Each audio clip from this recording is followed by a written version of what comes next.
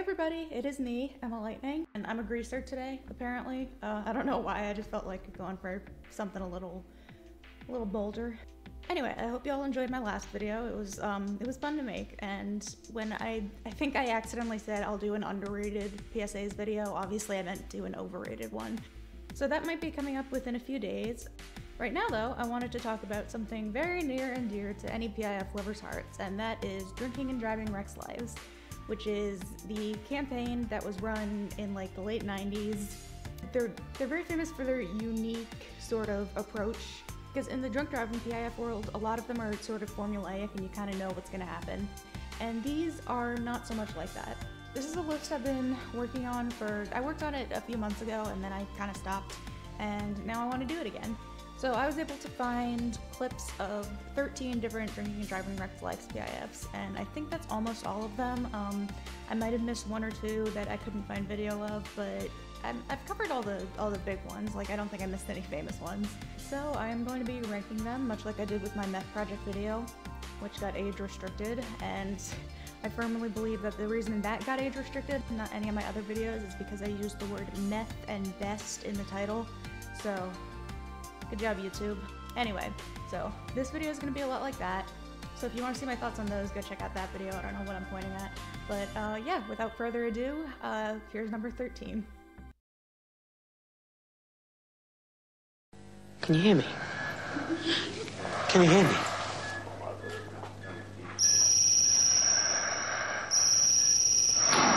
You can't just blame me. One of us had to drive. I mean, I only had a couple. Oh, never. Does he know? They say you'll be okay in a few months. Apart from your legs. I'm sorry, all right? Still mates, aren't we? So no matter which PIF I put into this spot, I was gonna have some mixed feelings about it because, you know, they're all good, and this one's no exception. It's good. It's really just a personal preference. It's not that there's anything wrong with this one as much as, well, the other ones just did more to impress me, I guess. I do like the irony in this one, though. I can always appreciate some bleak, ironic humor. So yeah, I guess there's not much more to say about this one, so we'll move on to number 12.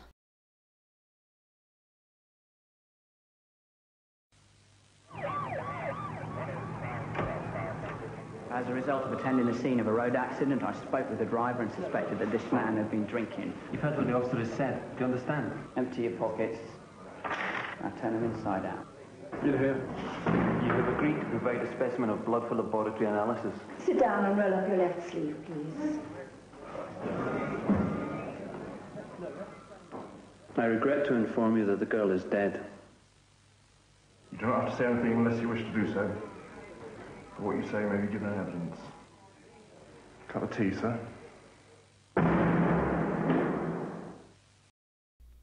Nothing like a first-person point of view to make you feel like a complete scumbag, even if you're the kind of person who would never even think about drinking and driving. This one does an excellent job of putting you in the driver's shoes, which is actually a perspective you don't see too often with PIFs, and I think we should use it a little bit more, because a little guilt trip can go a long way. And as painful as they can be, they're definitely effective, especially here. Makes you feel like a killer, like even the other people in the police station are looking at you like, dude, what the fuck?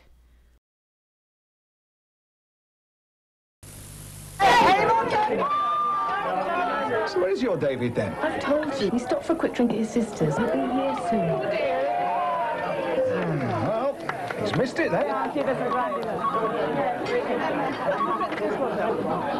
David, yes, that's my boyfriend.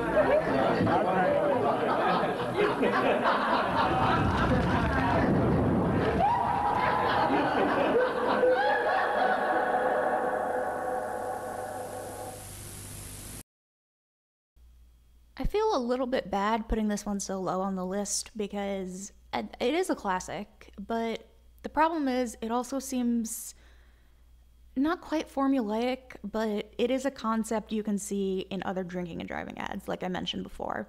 And of course it's done very well here, that's not the problem, but one of my favorite things about this campaign is how they tackle every single angle and show all the little subtle consequences of drinking and driving. And this one just takes the more straightforward approach, you know? It's still very good though. And it certainly does put a damper on the holidays. Holiday PIFs are particularly brutal, I find.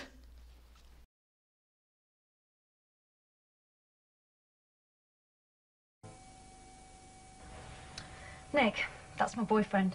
He still feels bad about it. It's as much my fault, I guess. I got in the car with him. Not that he was drunk, I wouldn't have been, but he'd only had a couple. Anyway, we're still together. Although sometimes I think he's only with me because he feels guilty. Then again, I wonder if I'm only with him because I'm scared I won't get anyone else.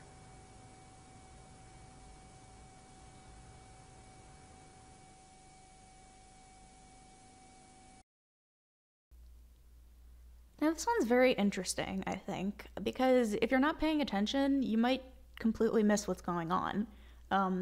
It doesn't present itself as like the typical big impact drunk driving PIF. It's touching on a concept that, in a weird way, it's almost more painful than the others. It's certainly more relatable. Probably because I think most people can relate to feeling like their relationship's only held together by a feeling of obligation or guilt or whatever. And not too many of us can relate directly to being in a fatal car crash, so at least I would hope not. So this one definitely makes you empathize with the girl and even with her boyfriend. It's just, I don't know, it's just kind of depressing.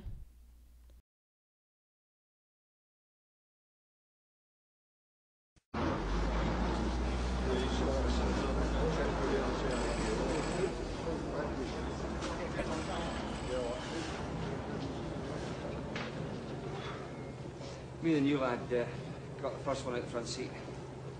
He'd never seen anything like it. Had to leave the body inside of the road. I covered it with my tunic. Took what, 2 hours to get out on it?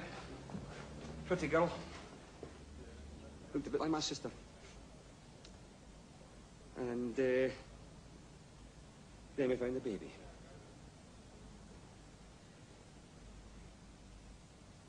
But no what bothers me. Bloke in the car kept saying it wasn't his fault, but he'd been drinking, hadn't he?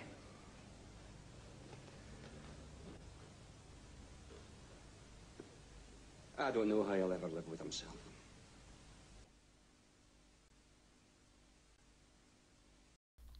So this one, like all the others, it is acted. I looked it up. I had to look it up because I had to know if this was a real guy telling a real story. But damn, that is some incredible acting. You can just feel every ounce of emotion from this guy, and I would have no trouble believing he was a real firefighter telling a real story. He breaks down at just the right moment, and once again, he's very easy to empathize with, even though I've never been a firefighter personally. But the one and only downside to this one, and this comes more from me being American than anything else, I had to listen very closely to make out exactly what he was saying because he talks kind of fast. I mean, you don't need to hear every word to get the impact of this one, but it initially took me a couple of watches to understand what he was saying back when I first saw it, so that's just more of a little nitpick. This one's still really good.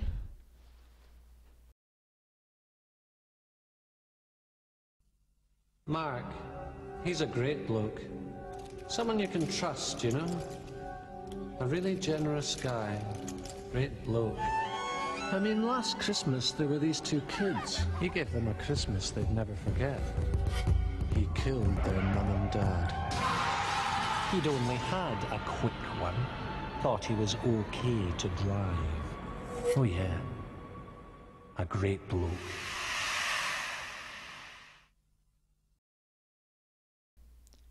As you might remember, this one actually made it onto my top 10 personal scariest PIFs list. Mainly because of those trippy, black and white, nightmare kind of visuals. I guess it is really more creepy than scary, but, you know, it's still a really unique and chilling ad. And it's dripping with sarcasm, of course, and we all know I'm here for that. This one might be a little higher if it wasn't so kind of weird, and I do have a theory about this, and it is that it would be very easy and very fun to edit this into something funny, which I may or may not do right now. Mark, he's a great Christmas. Oh yeah. There were these 2 kids. He gave them a dad. Oh yeah. Thought he was Christmas, you know?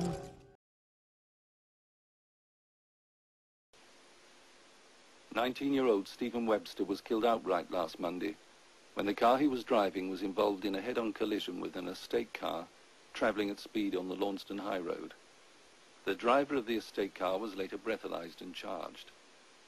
Stephen was accused of...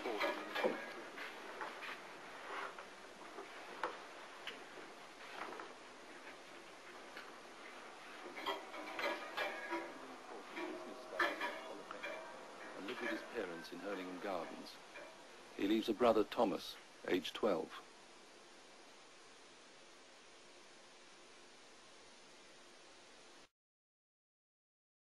This one is just so bleak and sad, but like all of Drinking and Driving Wrecks Life's ads, the acting is just brilliant. That should go without saying for all of these, but I really did want to point it out in this one because the family, they don't say a word, but you really believe that these are real people who lost their son and brother in a drunk driving accident. Thankfully they're not, but it does actually remind me of a later PIF with the couple whose daughter was killed by a drunk driver, and I'm pretty sure, I'm almost positive that that one is actually real. Anyway, this ad might not be quite as iconic as some of the others on the list, but it's still pretty powerful in itself.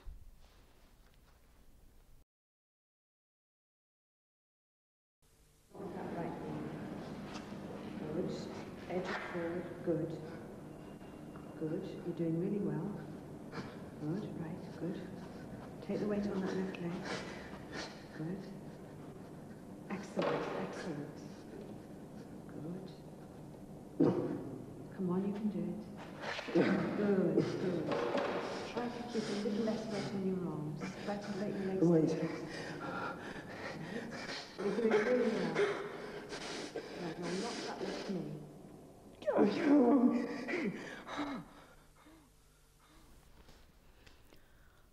Oh god, this one is agonizing to watch, and that's a pretty impressive feat. I feel like a broken record here, but the brilliance of Drinking and Driving Wrecks Life's ads comes from their simplicity. Like, you don't need any big car crashes or blood or sound effects, and all of those can be good and effective in moderation, but the beautiful thing about this campaign is they rarely need to use them. It's about the aftermath, all the consequences, and how there's this like web of impact that a drunk driver creates, like a ripple effect between people and just all the pain, and this one just hyper focuses on one of those details of the aftermath. And I don't know, I could go on and on, honestly, but we'll move on to the next one now.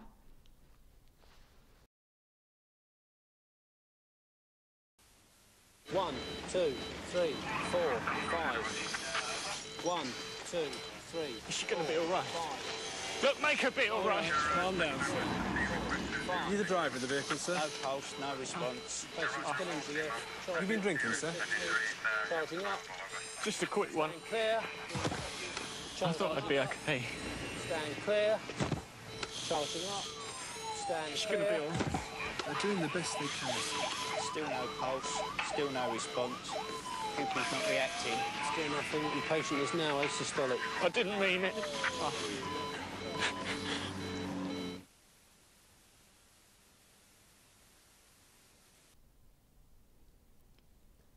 Yeah, this is definitely some nightmare fuel. This one is just the definition of merciless. If you want a PIF that's guaranteed to make everybody uncomfortable, it's this one right here. There's a lot of really good detail in this one, I've noticed, from watching it so many times, like all the background noises overlapping, you can listen to each of those, and even the way her eyes have one pupil dilated and the other one not. Apparently that's actually a real thing that happens with traumatic brain injuries.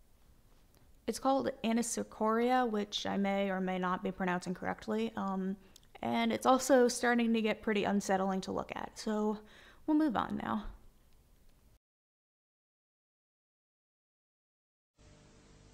Sophie Evans? Yes, miss. Andrew Farmer? Yes, miss. Amber Finlan? Yes, miss. When he didn't turn up, we all thought he was sick. I even did him a card. Mum heard he'd been in an accident. When the teacher told us, she started crying. It was a driver that did it. Been down the boozer, hadn't he? Wasn't Matthew's fault. He was my best friend.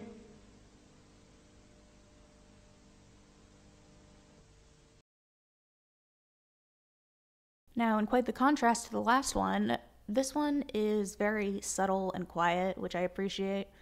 And it's taking a step up by killing a child this time, or at least implying his death very strongly, so well done there, I guess. And of course they had to make it even more heartbreaking with the last line. I mean, what else is there to say about this one?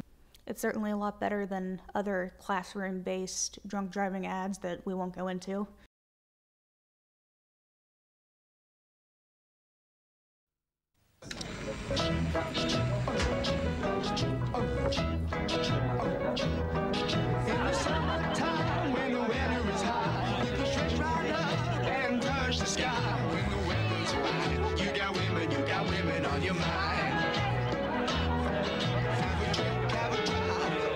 See what you can find. Have a drink, have a drive. Go out and see what you can find.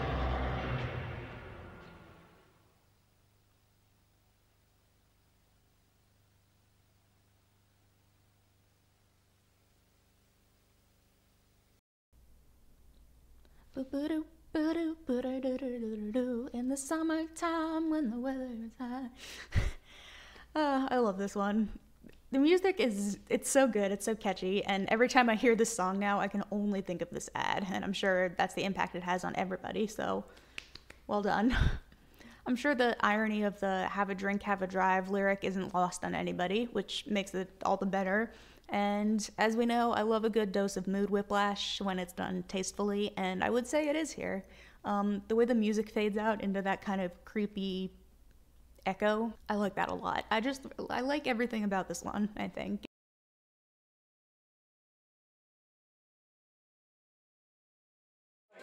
What are you drinking? Same again? Yeah. No, not for me. What? I'm driving. You won't get pulled. Not on a Sunday. Get me a half. Half is what girls drink. What's the problem there? I've got to get down my mum's for dinner. Oh, his mum's for dinner. Mummy's boy. Come on, Dave. Just one more. All right, then. Get me a pint. Come on, Dave. Just one more.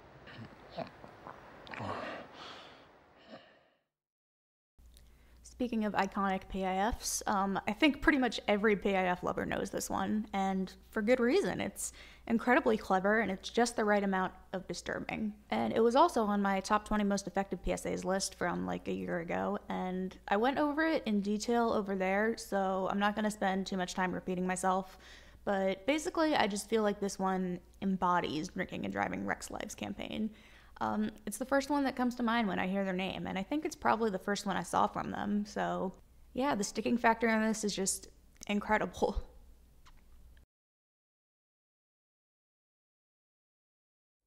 How can she forget about it? She can't even sleep. She heard a kid at school say you were a murderer. I don't know what to tell her. How am I supposed to explain that you killed a little boy?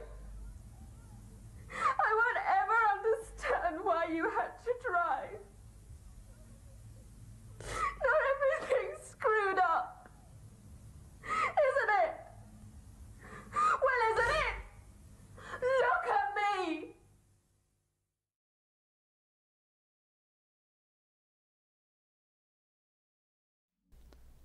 So yeah, despite it being lower on my top 20 most effective list than One More Dave, Kathy Can't Sleep is actually my favorite Drinking and Driving Wrecks Lives PIF. And this might come as a surprise to some people, but if you know who directed this one, then it should come as no surprise. And that would be Tony Kaye, who also directed the first 2 waves of Montana Meth Project ads, as well as the Partnership for Drug-Free America's Lenny, which was one of my favorite partnership ads. So there you go. And I've mentioned this one before, of course, but once again, I have to say, I just think it's brilliant in its simplicity, and it's pretty much an art piece. And once again, it's going into that branch of, that web of effect, that ripple effect of people who you wouldn't even initially think of being affected by a drunk driving crash, but man, I don't know. It really does show that less is more, and like what you don't see is scarier than what you do see. I love the way this one doesn't spell out what's going on. It lets you infer. It respects its audience, and it's very, very, it's just so good. And that's kind of all I have to say about it. So yeah, there you have it. That is my ranking of the top 13, or all 13, Drinking and Driving Wrecks Lives PIFs. If you guys agree or disagree particularly with any of my spots, then please do let me know. And the ranking is a little bit arbitrary in some places because, as I said, I think they're all very good. But some of them I do feel pretty strongly about. So I'm curious to know what you guys think. Which one's your favorite? Are there any that you think are particularly overrated? And speaking of overrated, that is going to be my next video. I'm working on writing it right now, but surprisingly, I can't think of too many PSAs that I find overrated, but we'll see. We'll see how many people I can piss off with that one. Anyways, thank you everybody very much for watching. If you enjoyed the video, leave a comment and a like, and hit the subs button so you can make the subscribe happy. And as always, well, not as always, but as of recently, the link to my Ko-fi is in the description if you want to support me getting a new microphone that I don't have to balance on a box. That would be so very much appreciated. But yeah, I will see you guys next time. Have a drink or a drive, but not both. And that's all. Bye.